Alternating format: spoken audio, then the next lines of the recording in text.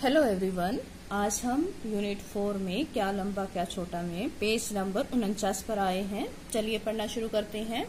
जिस छोटे स्केल को तुम स्कूल में अक्सर इस्तेमाल में लाते हो वह कुछ ऐसा होता है। यहाँ पर एक स्केल का चित्र दिया गया है, वो बिल्कुल ऐसा ही होता है। कल मैंने आपको दिखाया भी था। ये स्केल देखिए बिल्कुल ऐसा ही है, इसी का चित्र बनाया है। देखिए बिल्कुल फिट बैठता है इस पे। अब इसमें कुछ चित्र दिए गए हैं और इनको निशान भी लगाया गया है। क्या जीरो के निशान से नापना ज्यादा आसान है? स्केल के पास बनाई गई चीजों को देखो और उनकी लंबाई बताओ। कल मैंने बताया था कि कोई भी चीज हम जहां से भी शुरू करते हैं तो पहले हम जीरो से शुरू करते हैं। तो जीरो से वस्तुओं को नापना बहुत आसान होता है क्योंकि वहां से हम गिनती आसानी से गिन सकते हैं। स्केल में दिखाई गई छोटी छोटी लाइनों का क्या क्या इस्तेमाल किया जाता है? तो स्केल में दिखाई गई छोटी छोटी लाइनों का छोटी वस्तुओं को नापने में इस्तेमाल होता है। देखिए जैसे कि अब ये 0 से 1 तक है, ये वाली पिन है। तो अगर ये इससे भी छोटी होती तो हमें ये छोटी वाली लाइनें गिननी पड़ती। जैसा कि मेरे पास है, अब यहाँ पर एक बटन है, इसको हम गिनेंगे। देखिए ये भी 1 सेंटीमीटर से थोड़ा सा ज्यादा है। कितना ज्यादा है? तो ये हमें छोटी लाइनों को गिनकर पता चलेगा। छोटी लाइन 1 सेंटीमीटर से 1 2 3, 1 सेंटीमीटर से 3 छोटी और लाइनों तक ये बटन है।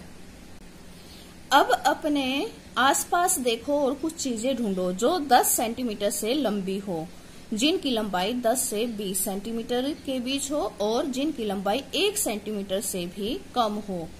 अब इनमें से कुछ के चित्र यहाँ बनाओ। तो यहाँ पर हमें 3 प्रकार की वस्तुएं ढूंढनी है, चीजें ढूंढनी है। एक तो वो 1 सेंटीमीटर से छोटी हो, 1 सेंटीमीटर यानी कि इससे भी छोटी हो, यहाँ से लेकर यहाँ तक इससे भी छोटी छोटी हो। इससे छोटी क्या हो सकती है? चलिए हम यहीं से शुरू करते हैं। 1 सेंटीमीटर से भी छोटी वस्तु ढूंढने की कोशिश करते हैं। ये देखिए मेरे पास ये 2 दाल के दाने हैं, इनको नापते हैं। अगर हम इनको 0 से शुरू करते हैं तो ये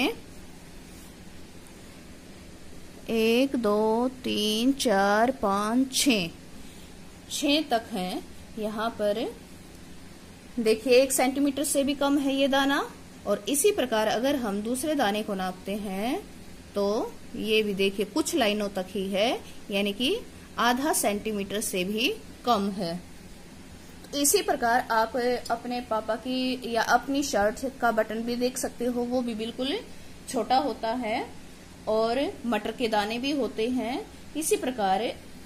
और जैसे चींटी भी 1 सेंटीमीटर से कम ही होगी, लेकिन उसको मारना नहीं है, पकड़ना नहीं है, सिर्फ मैंने आपको बताया है। आप नापने के लिए घर की वस्तुओं को इस्तेमाल कर सकते हो। अब हमें 2 तरह की वस्तुएं, चीजें और छांटनी है जो करीब 10 सेंटीमीटर लंबी हो।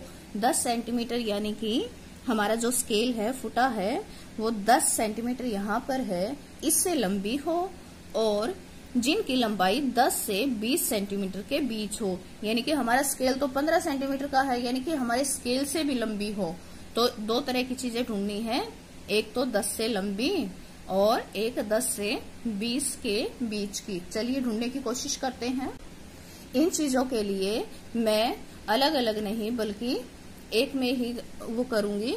अब देखिए यहाँ से शुरू करते हैं। ये मेरे पास एक बोतल है, इसकी लंबाई देखते हैं 7 सेंटीमीटर से थोड़ी सी बड़ी है।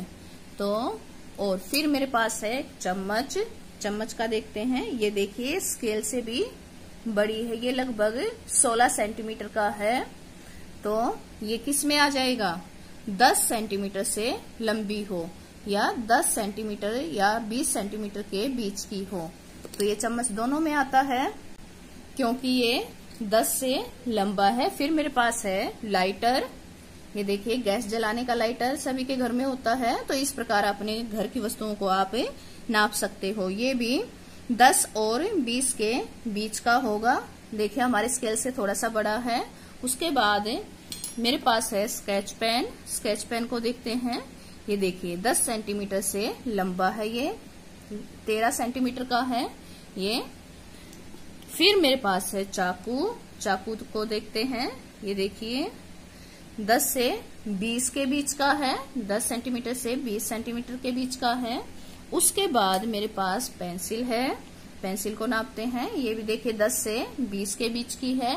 फिर मेरे पास एक कांटा, एक फोक है जिससे हम चाउमीन खाते हैं। तो ये भी कितने का है, लगभग 17-18 सेंटीमीटर का है। तो इसको भी हम किस में लिखेंगे, 10 सेंटीमीटर से 20 सेंटीमीटर तक के बीच का। फिर मेरे पास ये टूथब्रश है, टूथब्रश को देखते हैं। ये यहां से,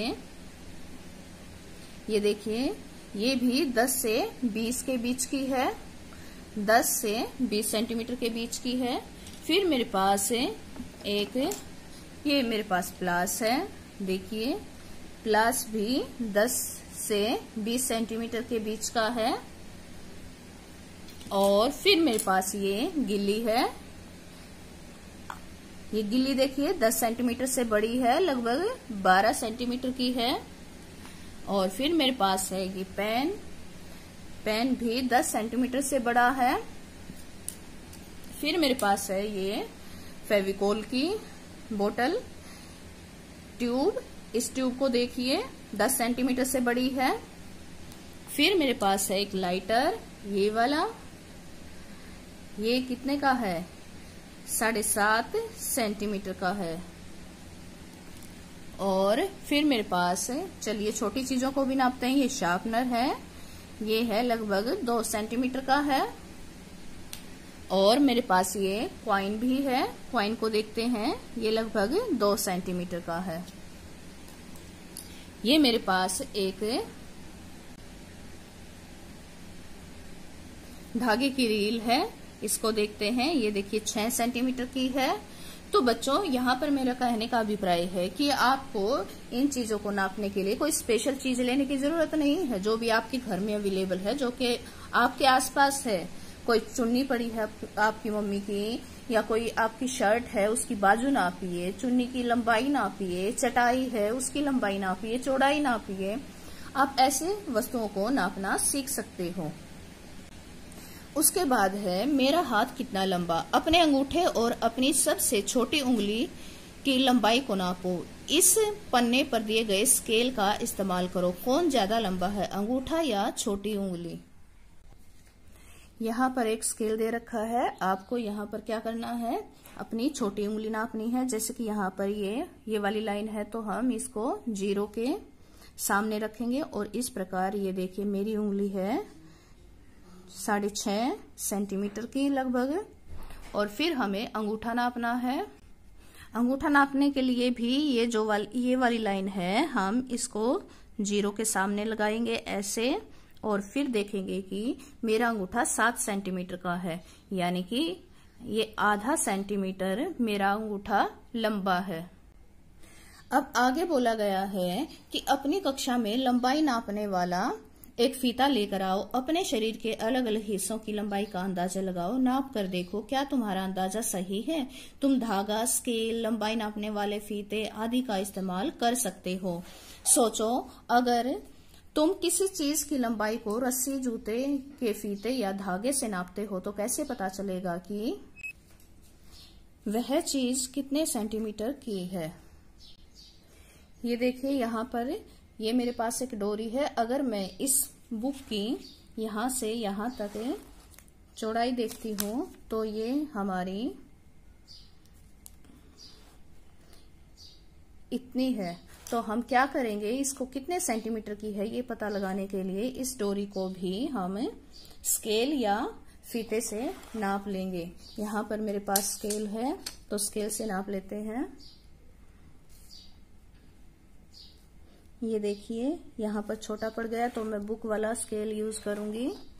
तो यहाँ पर ये हमारी डोरी है 20 सेंटीमीटर की, तो हमारी बुक की चौड़ाई कितनी है, 20 सेंटीमीटर की। तो हम यहाँ पर क्या बता सकते हैं कि मैं पहले रस्सी, जूते के फीते या धागे को स्केल से माप कर उसकी लंबाई का पता करेंगे और फिर कितने सेंटीमीटर की है वो चीज उसका हमें पता चल जाएगा। आगे जो ये हमें बोला गया था कि शरीर के अलग अलग हिस्सों की लंबाई का अंदाजा लगाओ, तो यहाँ पर अंदाजा लगाकर या नाप कर बताया गया, एक टेबल दे रखी है, यहाँ पर हमें लिखने को बोला गया है। जैसे कि नाक, यहाँ पर नाक, मेरा नाप, अपना नाप लिखना है। जैसे मैं अपनी नाक की नाप लिखती हूं, तो यहाँ पर मेरा नाक है 2 सेंटीमीटर और मेरे दोस्त का है 2 सेंटीमीटर, 2.5 सेंटीमीटर। फिर है कलाई का घेरा। कैसे नापना है आपको? ये नापने वाला फीता होता है जो कि आपके घर में मिल भी सकता है और नहीं भी मिल सकता है, आप किसी डोरी का भी यूज कर सकते हैं। देखिए कलाई का घेरा, यहाँ पर मेरी कलाई का घेरा कितना है? 6 सेंटीमीटर।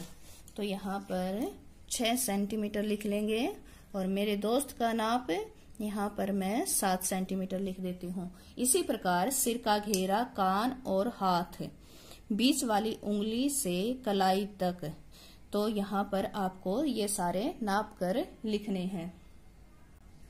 जैसे कि मेरे सिर का घेरा है 32 सेंटीमीटर और मेरे दोस्त का है 35 सेंटीमीटर, कान है 4.5 सेंटीमीटर और यहाँ दोस्त में लिखती हूँ मैं 5 सेंटीमीटर। हाथ, बीच वाली उंगली से कलाई तक नापना है, मेरा है 16 सेंटीमीटर और मेरे दोस्त का है 17 सेंटीमीटर। तो अब इसी के आधार पर हमें कुछ क्वेश्चन लिखने हैं। यहाँ पर अपने नाप को अपने दोस्त के नाप के साथ रख कर देखो किसका सिर सबसे बड़ा है और किसका सिर सबसे छोटा है। तो यहाँ पर अपना और अपने दोस्तों का देखना है कि किसका सबसे छोटा है और किसका सबसे बड़ा है, और किसका हाथ सबसे लंबा है बीच वाली उंगली से कलाई तक, और कौन ज्यादा लंबा है, तुम्हारा कान या तुम्हारी नाक। तो यहाँ पर देखिए मेरा कान 4.5 सेंटीमीटर का है और नाक 2 सेंटीमीटर का है, तो मेरा तो कान लंबा है। आप अपना देखना, क्या तुम्हारे किसी भी नाखून की लंबाई 1 सेंटीमीटर से ज्यादा है? तो यहाँ पर इसके नापने के लिए तो हम स्केल का ही यूज कर सकते हैं। ये देखिए मेरे अंगूठे की नाखून की लंबाई 1 सेंटीमीटर से ज्यादा है, ये कम है, ये भी कम है, ये भी कम है, ये भी कम है। तो मेरे अंगूठे की नाखून की, तो हाँ मेरे अंगूठे के नाखून की लंबाई